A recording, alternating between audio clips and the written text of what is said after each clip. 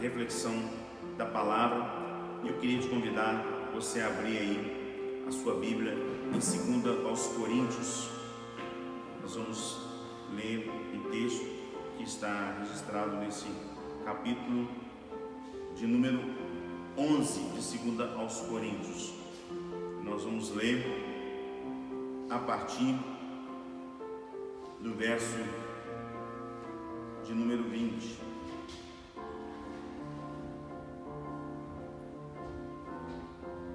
O texto vai dizer assim para mim e para você.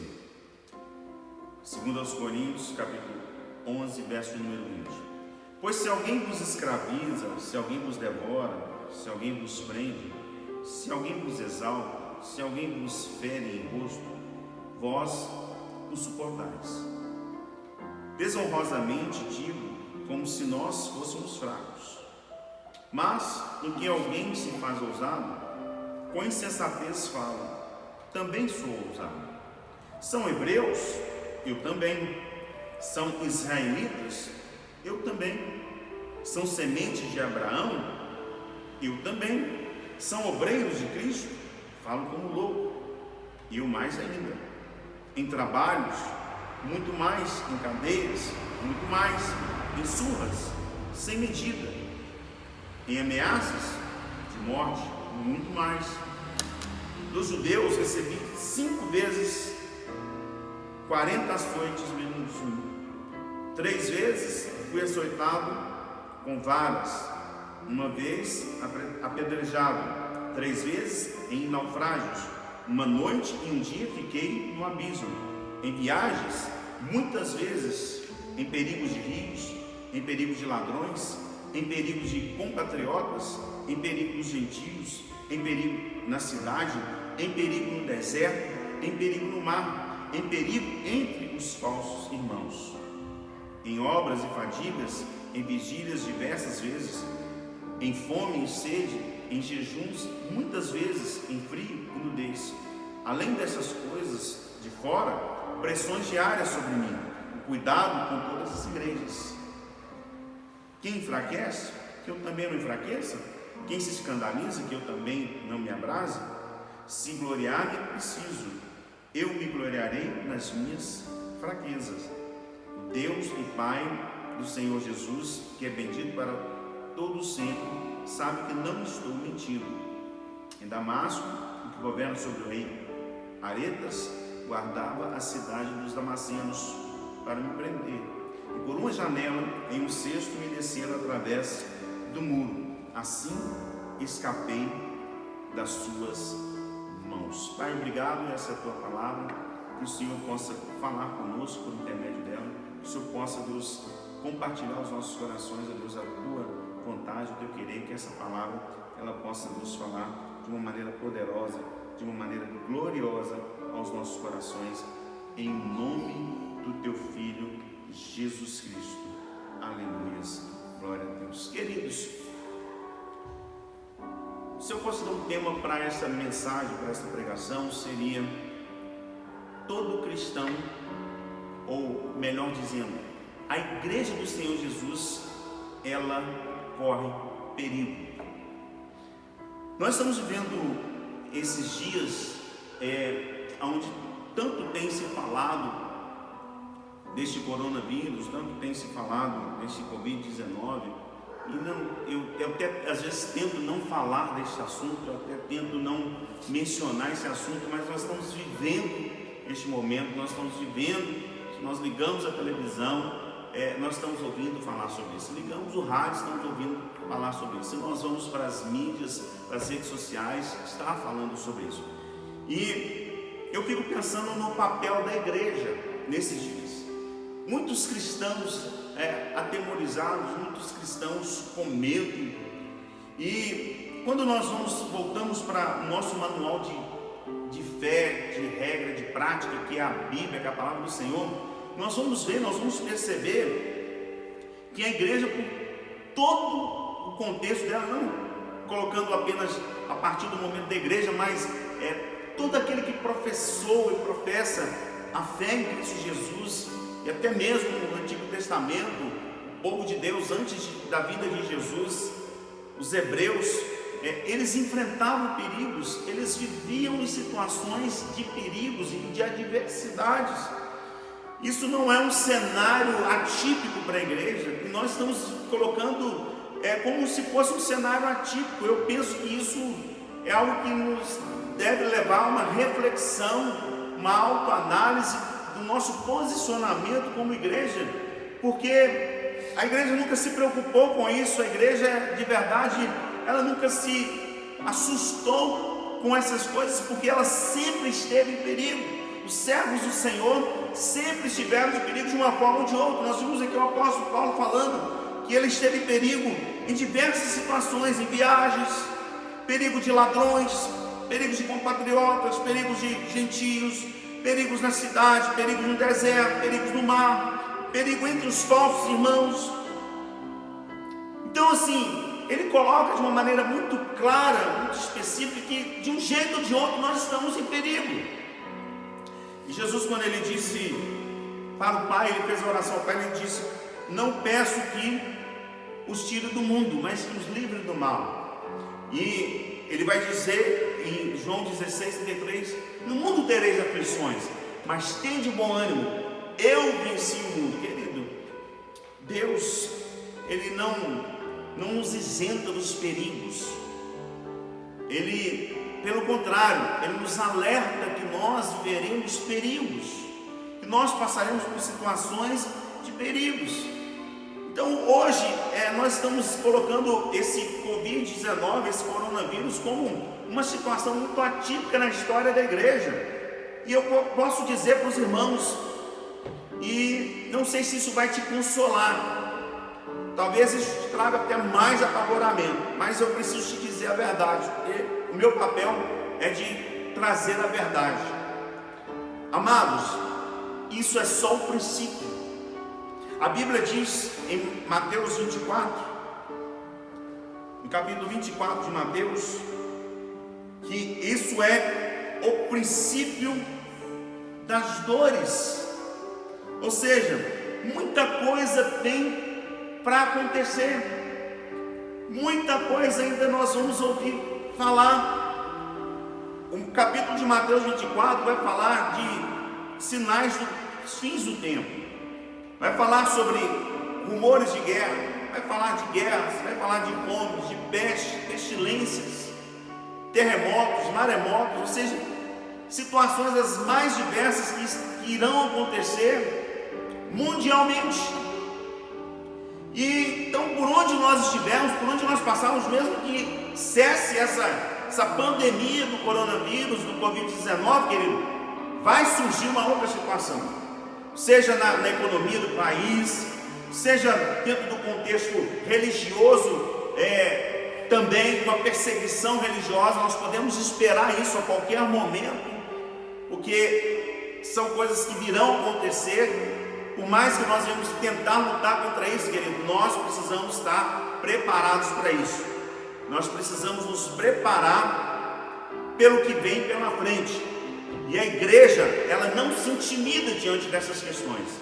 A igreja, a Bíblia diz em Mateus 16:18, que as portas do inferno não prevalecerão contra a igreja do Senhor. Existe uma promessa de que o inferno tem portas, e ele vai abrir essas portas. Mas quando ele abrir essas portas, o que pode sair de dentro dessas portas? Será que pode sair alguma coisa boa? Será que pensar numa porta do inferno, eu posso imaginar que de lá vai sair alguma coisa boa? Claro que não. Claro que não.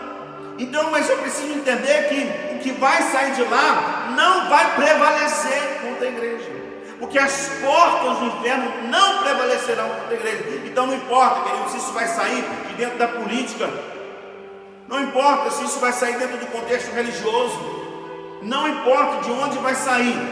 A questão é que nós precisamos firmar nessa promessa, que as portas do inferno não prevalecerão contra a igreja do Senhor. O apóstolo Paulo, ele passou por situações das mais diversas situações, como ele mesmo relata aqui nesse texto que nós acabamos de ler. Mas ele sempre se manteve firme, sempre se manteve perseverante, e é papel da igreja manter a perseverança diante das lutas, diante das dificuldades. A Bíblia diz em Romanos, no capítulo de número 5, está escrito assim, a partir do verso de número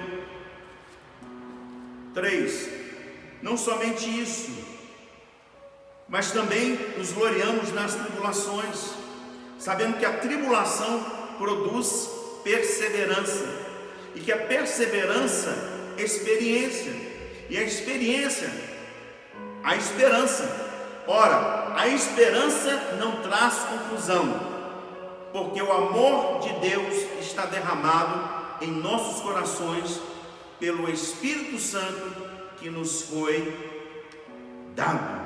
Olha o que o apóstolo Paulo volta a dizer, que diante de todo o cenário de perigo, que nós devemos ter esse mesmo sentimento. Esse era o sentimento dele. Ele não se colocava numa situação de perplexidade, pelo contrário, ele se mantinha numa condição de perseverança, porque ele sabia que a perseverança ia produzir o que? Experiência. E a experiência ia produzir o que? A esperança. E a esperança não traz confusão. A Bíblia diz em Colossenses 1, verso de número 27 e 28, que Cristo em vós, esperança da glória. A nossa esperança é Jesus, querido. Não precisamos esperar muita coisa aqui nessa terra, não, sabe? Não precisamos esperar muita coisa deste mundo, não. Sabe por quê? Porque no mundo tereis aflições. Em 1 Coríntios capítulo 15, no verso de número 19, o apóstolo Paulo diz assim: se esperamos em Cristo somente nessa vida, somos os mais miseráveis de todos os homens. A Bíblia, ela nos remete a um futuro eterno. A Bíblia não nos faz ficarmos de cabisbaixo, de cabeça para baixo, olhando para os problemas terrenos, mas a Bíblia nos ensina e nos manda olhar para cima. É por isso que nós vemos quando Estevão, a Bíblia diz que quando Estevão estava sendo apedrejado, a Bíblia diz que ao invés dele olhar para aquelas pessoas que estavam apedrejando, a Bíblia diz que ele olhou para os céus, e ao olhar para os céus, a Bíblia diz assim, que ele viu os céus abertos e Jesus Cristo assentado à direita de Deus. Ou seja, naquele momento de dor, Estevão, ele conseguiu superar, ele conseguiu vencer aquela dor. Sabe por quê? Porque ele não estava olhando para quem estava o apedrejando, ele não estava olhando para aquelas pedras, mas pelo contrário, Estevão estava olhando para os céus, olhando para cima. De onde viria a salvação dele? De onde viria o socorro dele? O Salmo 121 diz: eleva os meus olhos para os montes, de onde me virá o socorro? Meu socorro vem do Senhor, que fez os céus e fez a terra. Aonde você tem colocado os seus olhos? Onde você tem posto os seus olhos? Nas coisas terrenas? Deixa eu dizer para você uma coisa: tudo isso vai passar, sabe? Este mundo passa e a sua concupiscência também.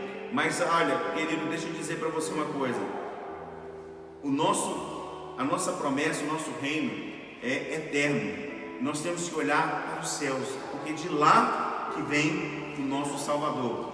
Provérbios capítulo de número 23 diz assim, no verso de número 5: fitarás os olhos naquilo que não é nada, porque certamente isso fará para si asas e voará ao céu como águia. Olha o que a Bíblia está dizendo: fitarás os olhos naquilo que não é nada, pois certamente isso criará asas para si e voará para o céu. O que a Bíblia está dizendo? A Bíblia está dizendo que tudo aqui nessa terra é passageiro.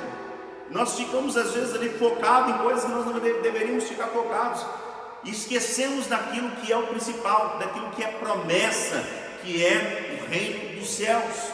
A Bíblia diz também, querido, que em Atos capítulo 14, no verso de número 22, fortalecendo os discípulos e exortando-os a permanecer firmes na fé e mostrando que é necessário passar por muitas tribulações para entrar no reino de Deus. Olha só, os apóstolos, eles eram fortalecidos e animados, de maneira que eles precisavam entender que eles precisavam passar por muitas tribulações, que para entrar no reino dos céus era necessário passar por muitas tribulações. Irmãos, entrar no reino dos céus não é fácil. Por isso que Jesus ele deixa claro em Mateus no capítulo 7 sobre duas portas, a porta larga e a porta estreita, sobre dois caminhos, o caminho largo e o caminho estreito. O caminho largo e a porta larga conduz para a perdição, ao qual a Bíblia diz são muitos que entram por ele e que passam por este caminho, mas o caminho estreito, a porta estreita, é o que conduz para a salvação eterna, e poucos são aqueles que passam por ele. Sabe, querido, nós precisamos estar firmados nas promessas do Senhor. Se nós olharmos o livro de Hebreus, nós vamos ver também um histórico bem semelhante a esse do apóstolo Paulo, que fez parte da vida dos nossos irmãos, que mesmo aqueles que ainda não conheciam Jesus, mas que tinham a fé no único Deus. Hebreus capítulo de número 11, no verso de número 33, diz assim: aos quais, por meio da fé, conquistaram reinos, praticaram justiça, alcançaram as promessas, fecharam a boca de leões, apagaram o poder do fogo e escaparam do fio da espada. Da fraqueza tiraram força, tornaram-se poderosos na batalha e puseram em fuga exércitos estrangeiros. Mulheres tiveram de volta pela ressurreição os seus mortos. Alguns foram torturados e não aceitaram o seu resgate para alcançarem uma ressurreição superior. Outros, por sua vez, passaram pela prova de zombaria e açoites. Sim, até foram algemados e presos, foram apedrejados, postos à prova, cerrados ao meio, mortos ao fio da espada.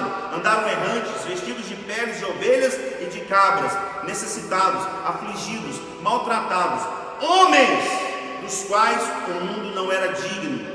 Vagaram pelos desertos e montes, cavernas e grutas. Todos estes que alcançaram bom testemunho por meio da fé, não obtiveram, contudo, a concretização da promessa, por haver Deus planejado coisa melhor para nós, para aqueles que sem nós não fossem aperfeiçoados. Olha que bonito, olha que lindo, olha só, olha que cenário aparentemente triste, um cenário aparentemente amedrontador, mas lindo. Por quê? Porque esses homens e essas mulheres de Deus, eles não recuaram diante das tribulações, eles não recuaram diante das perseguições.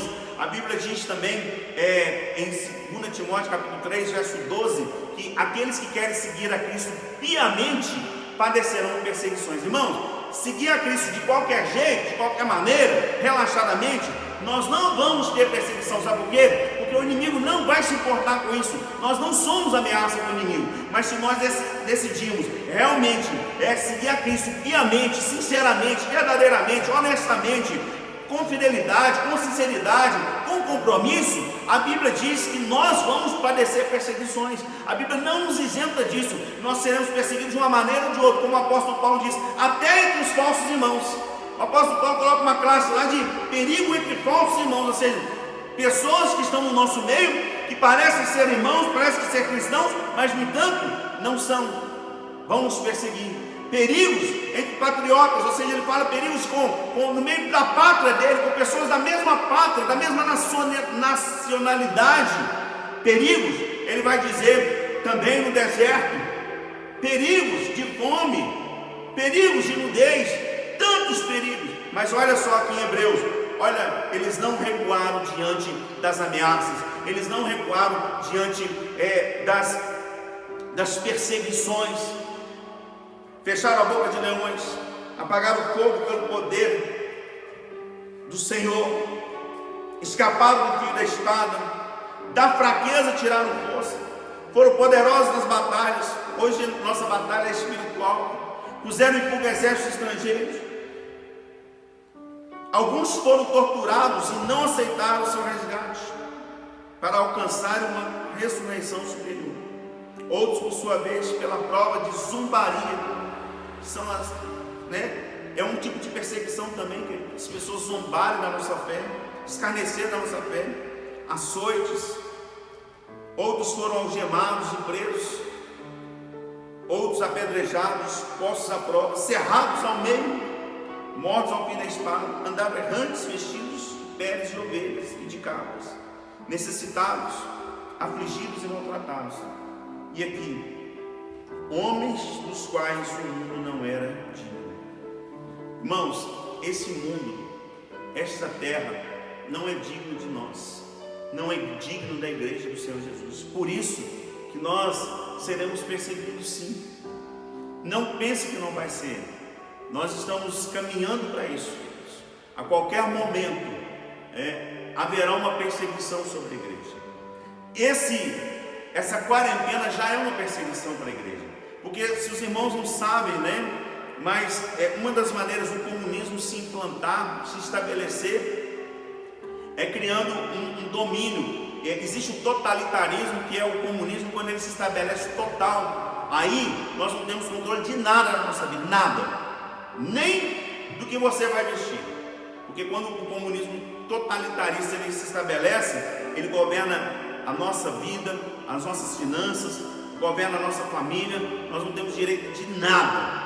Mas antes que isso aconteça, ele vem se estabelecendo, ele vem se fundamentando sorrateiramente. E de certa forma, querido, nós estamos aqui sendo penalizados, porque de uma certa forma, como igreja, nós não estamos conseguindo fazer o nosso papel de igreja, que seríamos estarmos reunidos, pregando a palavra. Graças a Deus que ainda nós estamos conseguindo fazer isso pela internet. Mas quando se estabeleceu o comunismo mundial, isso é algo que está sendo projetado, porque o anticristo ele vai se manifestar, e para que o anticristo ele possa estabelecer o governo dele único, ele vai precisar estabelecer um comunismo, ele vai precisar estabelecer um comunismo através da nova ordem mundial, e ele vai então querer ter domínio de tudo e de todos, e uma das coisas que ele vai monopolizar é a internet, como é, por exemplo, na China. Na China, as pessoas não podem ali estar usando a internet ao seu bel prazer, não podem usar a internet da sua maneira, da sua forma, como quer. Eles são monitorados, eles são conduzidos. Qualquer coisa que sai fora, que tentar afetar o governo, aquilo ali há uma perseguição sobre eles. Então nós precisamos entender isso, querido. Nós precisamos ter as promessas do Senhor como a nossa base, como o nosso alicerce. A Bíblia, por isso que a Bíblia diz aqui em Hebreus, no capítulo 13, no verso 14, diz assim: porque aqui não temos uma cidade permanente, mas buscamos a que há de vir. Filipenses também, no capítulo 3 de Filipenses, no verso 20, nós vamos ver também, falando sobre isso também, que a nossa morada, ela não é aqui, a nossa pátria não é aqui. Filipenses capítulo 3, verso de número 20, diz assim: mas a nossa pátria está nos céus, de onde esperamos também o nosso Salvador, o Senhor Jesus Cristo, ao qual transformará o corpo de nossa humilhação para assemelhá-lo ao corpo de sua glória, conforme a eficácia do seu poder de sujeitar a si todas as coisas. Olha que lindo, olha que maravilhoso. Nós vamos passar pelas lutas, vamos passar pelas dificuldades, mas a Bíblia diz que não importa como vai ser o nosso fim, nós temos que entender que o nosso fim vai ser ao lado do Senhor. O nosso fim vai ser com um corpo de glória. O Senhor vai mudar, o Senhor vai transformar o nosso corpo de glória, o nosso corpo em um corpo de glória, e ali nós estaremos para sempre, eternamente, com o nosso Senhor e Salvador Jesus Cristo. Nós não temos aqui morada permanente. Nós precisamos focar naquilo que Deus nos deu como promessa. Nossa morada está lá nos céus do Senhor. Filipenses também vai dizer que cada um busca propriamente aquilo que é seu e não aquilo que é de Cristo. Que você tem, é o capítulo 2, verso 21 de Filipenses, mas cada um busca propriamente aquilo que é seu e não aquilo que é de Cristo.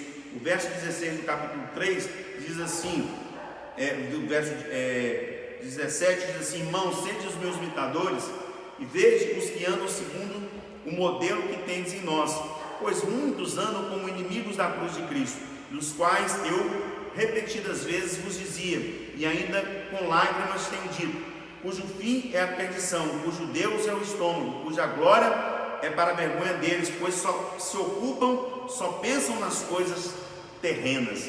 Queridos, olha o que a Bíblia está dizendo, que tem cristão que só pensa nas coisas terrenas, só pensa nas coisas dessa terra. Sabe o que vai acontecer? Quando vier as lutas, quando vier as dificuldades, quando vier os problemas, as perseguições, as tribulações, não vai conseguir, não vai aguentar, vai renunciar, vai negar a cruz, vai negar Jesus, porque a Bíblia, o apóstolo Paulo está dizendo aqui, que são inimigos da cruz, cujo o Deus é o seu estômago, só pensam nas coisas terrenas, só pensam nas coisas da terra. Agora já a Bíblia já diz para mim, já diz para você em Colossenses capítulo 3, no verso 1 diante, diz assim: se pois ressuscitaste com Cristo, buscai as coisas que são de cima, onde Cristo está assentado à destra de Deus.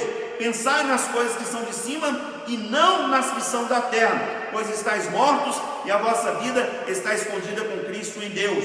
Quando Cristo, que é a vossa vida, se manifestar, então também vós vos manifestareis com Ele em glória. Aleluia, amém, querido. Há uma promessa sobre a minha vida, há uma promessa sobre a sua vida, que independente do que nós vamos enfrentar daqui para frente, independente do que vai vir daqui para frente, independente de qual seja o perigo, independente de qual seja a prova, independente de qual seja a perseguição, independente de qual seja a tribulação, nós não podemos recuar, nós não podemos nos intimidar, nós não podemos negar nossa fé, nós precisamos dar continuidade, nós precisamos ser igreja, e igreja, a Bíblia diz que as portas do inferno não prevalecerão contra a igreja do Senhor, Mateus 16, verso de número 18, não podemos entregar os pontos, querido, em nome de Jesus. Você, meu irmão, você, minha irmã, não desespere, não entregue os pontos, não desista, não desanime, permaneça firme na fé, permaneça firme, porque é na perseverança que nós vamos vencer, é na perseverança que nós vamos ser salvos. Mateus capítulo 24, no verso de número 24, está escrito assim: aquele que perseverar até o fim, este será salvo. Mateus 24, de número 14, vai falar também que este evangelho, ele precisa ser anunciado por todo o mundo, então virá o fim. Querido, o evangelho, ele vai ser anunciado por todo o mundo, e depois disso vai vir o fim. O fim é diferente do arrebatamento. Queria que você entendesse isso. Muita gente associa o fim com o arrebatamento. Não, o fim é depois que cumpre todas as coisas. Então, mesmo depois da igreja sendo arrebatada, ainda o evangelho vai ser pregado ainda. Lá em Apocalipse vai falar que o evangelho vai ser pregado pelos remanescentes que vão ficar na grande tribulação. Fala que o evangelho vai ser pregado pelas duas testemunhas. Fala que o evangelho vai ser pregado até por um anjo. Então o evangelho vai ser pregado até o fim. Por quê? Porque Deus ainda assim vai dar oportunidade para as próximas gerações depois do arrebatamento, porque senão Deus seria injusto, e Deus não é injusto. Mas a igreja vai ser arrebatada, a igreja vai ser arrebatada, mas a igreja vai ser arrebatada, mas ainda assim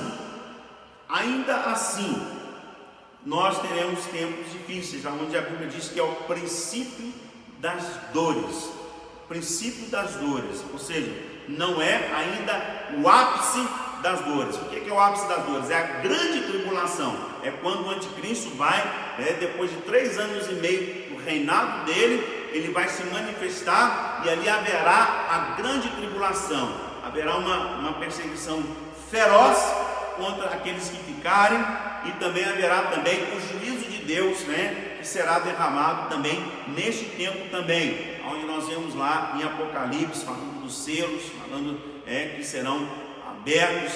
Então assim, esse vai ser o período da grande tribulação, mas nós estamos sujeitos a passar aí por esse princípio de dores. E eu queria te encorajar com essa palavra, querido, porque muitos estão assustados com esse coronavírus, muitos estão desesperados com esse Covid-19, e eu digo para você, isso aí é fichinha. Isso aí não é nada diante do que pode vir daqui para frente.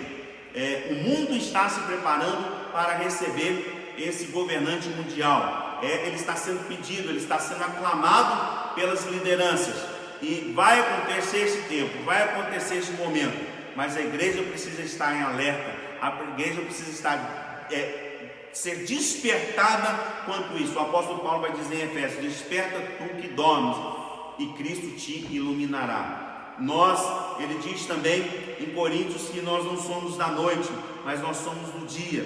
Então nós precisamos estar atentos quanto a isso. Em Tessalonicenses ele diz a mesma coisa, a mesma fala. 1 Tessalonicenses capítulo de número 5, ele diz assim: mas meus irmãos, acerca dos tempos e das épocas, não necessitais de que se vos escrevam, pois vós mesmos sabeis muito bem que o dia do Senhor virá como ladrão da noite.